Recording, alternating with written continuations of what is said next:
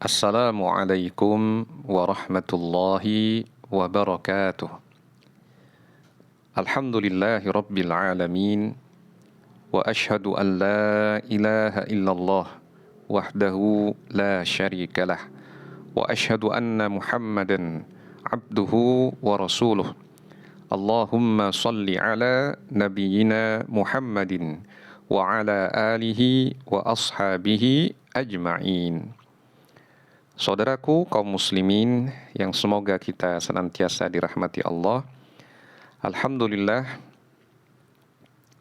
pada kajian kita kali ini melanjutkan kajian memahami makna bacaan salat. Kita telah sampai pada bagian terakhir dari pembahasan makna bacaan salat. Kita akan mengkaji, memahami makna bacaan doa sebelum salam dan salam dalam salat. Semoga Allah Subhanahu wa taala memberikan taufik dan pertolongan kepada kita. Disebutkan dalam sebuah hadis tentang anjuran berdoa di penghujung tahiyat. Dalam hadis Abdullah bin Mas'ud, riwayat Al-Bukhari dan Muslim, dengan lafaz yang sesuai dengan riwayat Muslim, Nabi SAW bersabda, "Fa'idha qa'ada ahadukum fis salati," jika seseorang dari kalian duduk di dalam salat, "falyaqul at-tahiyyatu lillah," hendaknya dia mengucapkan at-tahiyyatu lillah was-salawatu wat-thayyibat, assalamu alayka ayyuhan nabiyyu wa rahmatullahi wa barakatuh, assalamu alayna wa ala ibadillahis salihin. Fa idza qalaha asabat kulla 'abdin lillahi salihin fis sama'i wal ard. Asyhadu an la ilaha illallah wa asyhadu anna Muhammadan abduhu wa rasuluh. Di sini Nabi mengajarkan bacaan tahiyat yang sudah kita pelajari dalam kajian tentang memahami makna bacaan tahiyat atau tasyahud, ya, berdasarkan hadis Abdullah bin Mas'ud. Ini sudah kita bahas. Kalimat berikutnya ini yang berkaitan dengan kajian kita kali ini.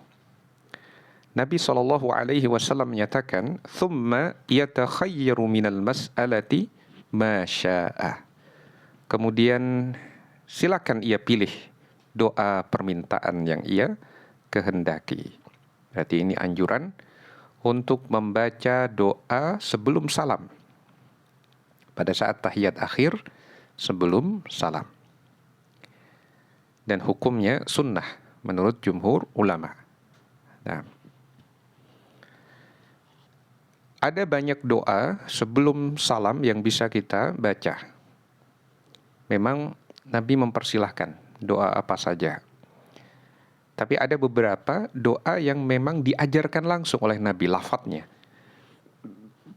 Di antaranya adalah doa yang diajarkan Nabi kepada sahabat terdekat Abu Bakar As-Siddiq radhiyallahu an.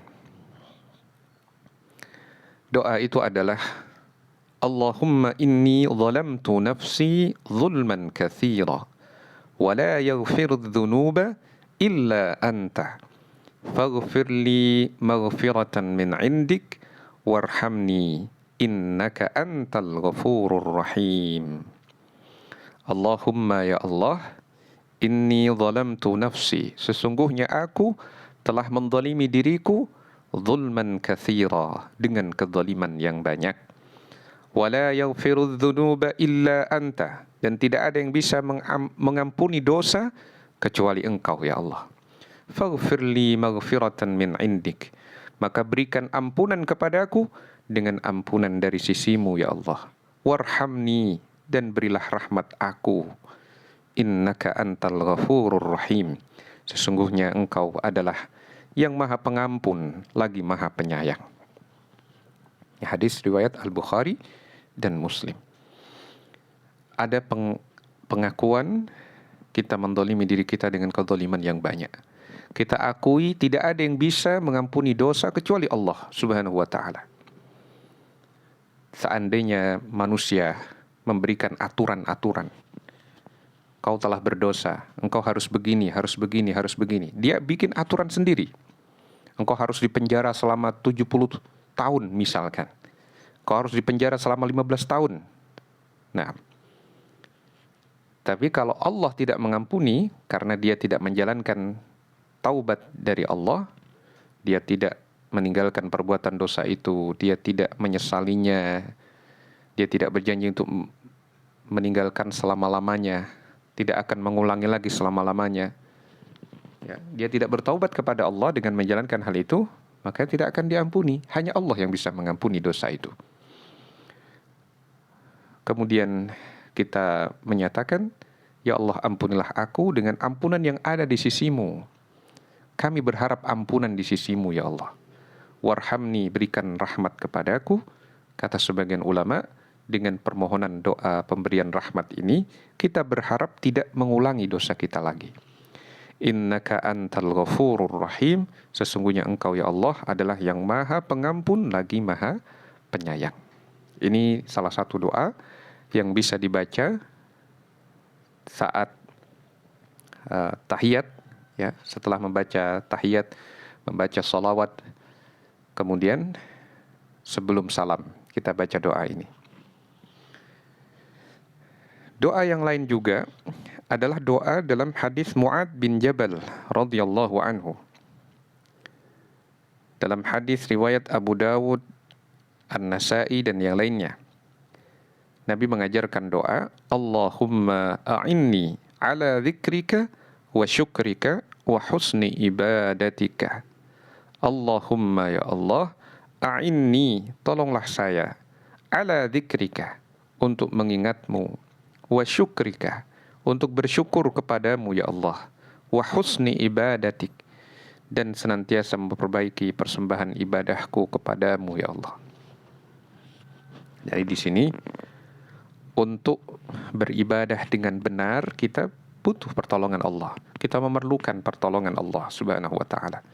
Hal ini semakna juga dengan bacaan Al-Fatihah kita di dalam salat. Iyyaka na'budu wa iyyaka nasta'in. Iyyaka na'budu, hanya kepadamu kami beribadah. Wa iyyaka nasta'in, dan hanya kepadamu kami memohon pertolongan. Artinya kami mohon pertolongan kepadamu, ya Allah, termasuk untuk beribadah kepadamu. Di dalam hadis Mu'adz ini, kita memohon pertolongan Allah, agar kita senantiasa mengingat Allah. Tanpa pertolongan Allah, kita akan lupa. Tidak berzikir mengingat Allah, kita akan lalai dari mengingat Allah. Wa syukrika, dan kita memohon pertolongan Allah agar bersyukur kepada Allah. Kalau kita tidak mendapat pertolongan Allah, kita bisa termasuk orang-orang yang kufur terhadap nikmat-nikmat Allah Subhanahu wa ta'ala. Demikian juga, agar kita bisa mempersembahkan ibadah yang terbaik untuk Allah, kita memerlukan pertolongan Allah. Kalau tidak ada pertolongan Allah bagi kita, sulit bagi kita untuk ikhlas dalam ibadah. Sulit bagi kita dalam menerapkan sunnah Nabi SAW. Nah. Berikutnya, di antara doa yang diajarkan Nabi untuk dibaca sebelum salam adalah doa dalam hadis Sa'ad bin Abi Waqqas riwayat Al-Bukhari. Allahumma inni a'udzu bika minal bukhli wa a'udzu bika minal jubni wa a'udzu bika an uradda ila ardalil umuri wa a'udzu bika min fitnatid dunya wa a'udzu bika min adzabil qabri. Allahumma, ya Allah, inni a'udzu bika, sesungguhnya aku berlindung kepadamu, minal bukhli, dari kebakhilan, sifat kikir, pelit. Wa a'udzu bika minal jubni, aku berlindung kepadamu dari sifat penakut. Nah, jadi di sini ada kekurangan, ya, di layar terjemahannya kurang, ya. Setelah sifat bakhil, berlindung dari sifat penakut, pengecut. Nah, bisa ditambahkan sendiri sebagai catatan para pemirsa sekalian jika diperlukan. Wa a'udzubika minal jubni. Aku berlindung kepadamu ya Allah dari sifat pengecut, penakut. Nah, dia tahu itu kebenaran, tapi dia tidak berani untuk menampakkan, memperjuangkan, menyebarkan. Kita berlindung dari sifat penakut.